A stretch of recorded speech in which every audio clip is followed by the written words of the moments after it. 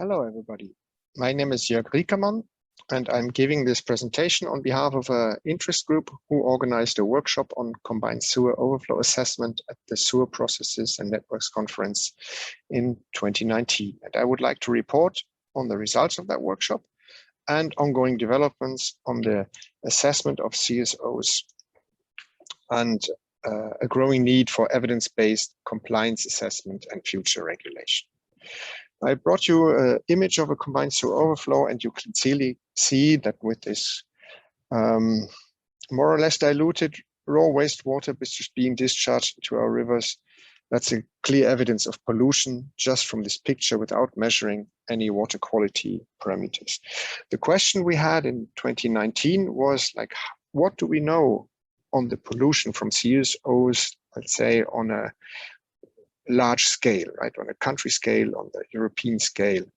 What evidence do we have? Because we thought that data are being collected, but it is not really being used in assessment or management of CSOs. So one big question mark. And before we go into details, I would like to use this opportunity to report on the scientific breakthrough, which I wasn't aware of. Only when I recently read the publication where the author was writing, there are many completely unclear beliefs on the effects of combined sewer overflows. And it's strange that so far only a few observations and investigations have been made about this, although this question is of great importance for each combined sewage system. In general, one does not even know how often a CSO spills over the course of a year and how the overflow time and the overflow quantities are.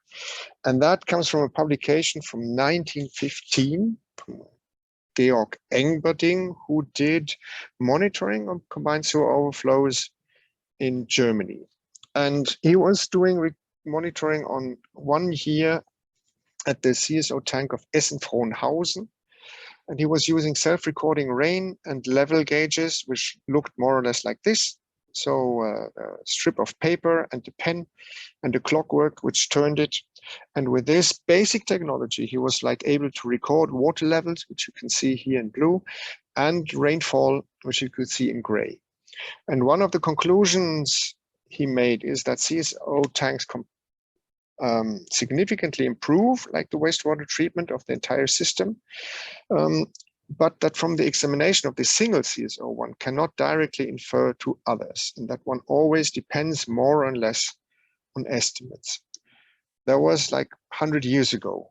And fast forwarding to 1984, where another workshop was held on the design and operation of CSOs in Vienna, the participants concluded that we still do not know how CSO works.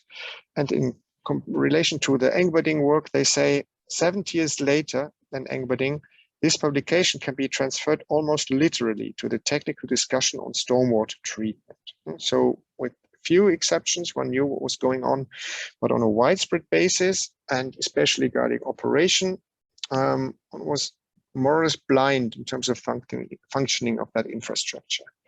And now comes my breakthrough, because 2019, we claimed victory in our workshop on the functioning of CSOs in Aalborg, thanks to recent advances in wireless data transmission and also regulatory advances, which asked for data from CSOs. We got the impression that we know how CSO works. And the question was, when we started to discuss whether this was really true or not. And I brought you a picture on the right, where we plotted rainfall depth against CSO volumes, and you see a really poor correlation, where should be a clear relation between a large storm and large overflow volume, but there is a lot of scatter. And these unclear correlations are suspicious. One point is definitely that we have to deal with a huge variability in the natural phenomena like rainfall, but also we have to deal with data quality issues and operational issues, that the sensor probably has not been maintained or it has not been installed in the right fashion, so on. And one of the conclusions was that we are potentially data rich, but information poor because it's very difficult to interpret the data. And we have to do something about it. So as a result of this one-day discussion with a couple of dozens of participants, we formulated 4 main recommendations in the executive summary. First is to provide an evidence base on the functioning and the impact of CSOs. The second is develop a culture of evidence-based compliance assessment, that we should tap the hidden potential of creating value from the data, not just for monitoring and reporting, but also for planning, like calibrating models to these like data and the filling process, for example. And of course, you can use the data in like modern concepts such as real-time control.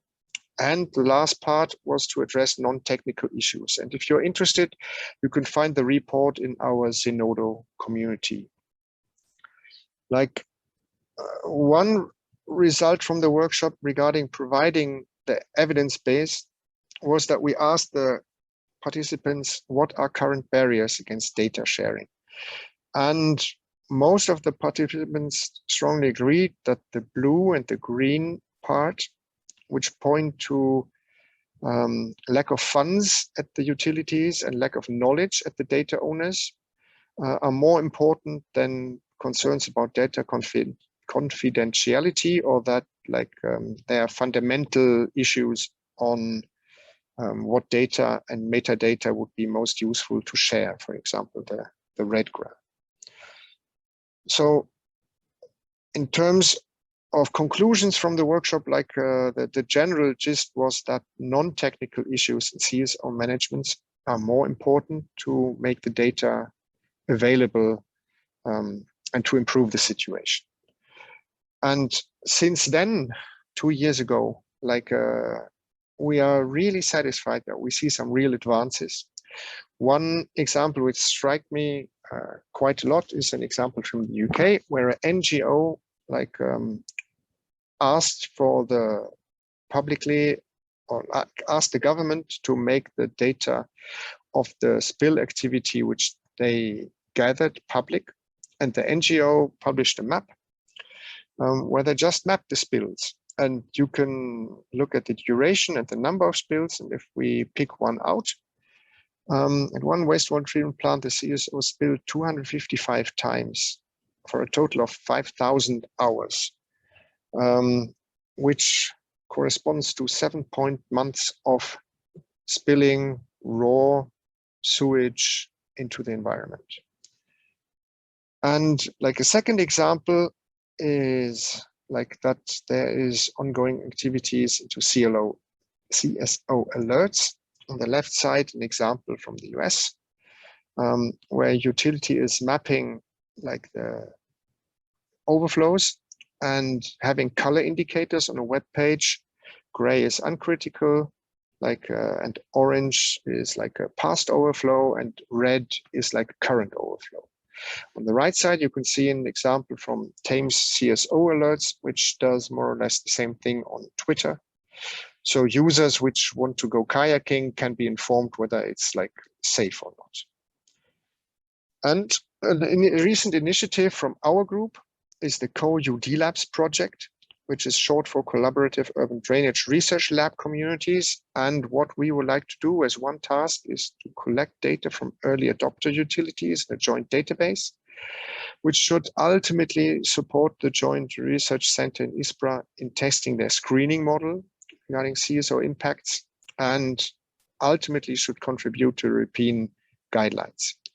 So as a call to action, please register to our contact list and join the hackathon on the 23rd and 25th of November this year. I would also acknowledge all the participants of the workshops, all those who registered and gave some input. And with this, I'm at the end and would like to conclude that with improving wastewater treatment plants, CSOs become more important in the future. Like data on the functioning of CSOs exist, but it is not standardized nor being shared or publicly available. And the participants of the workshop believe that the biggest barriers seem to be policy and organizational adjustments. As a call to action, please join the CoUDLabs initiative if you would like to push this topic forward. I thank you for your participation, and I'm very happy to take questions. Goodbye.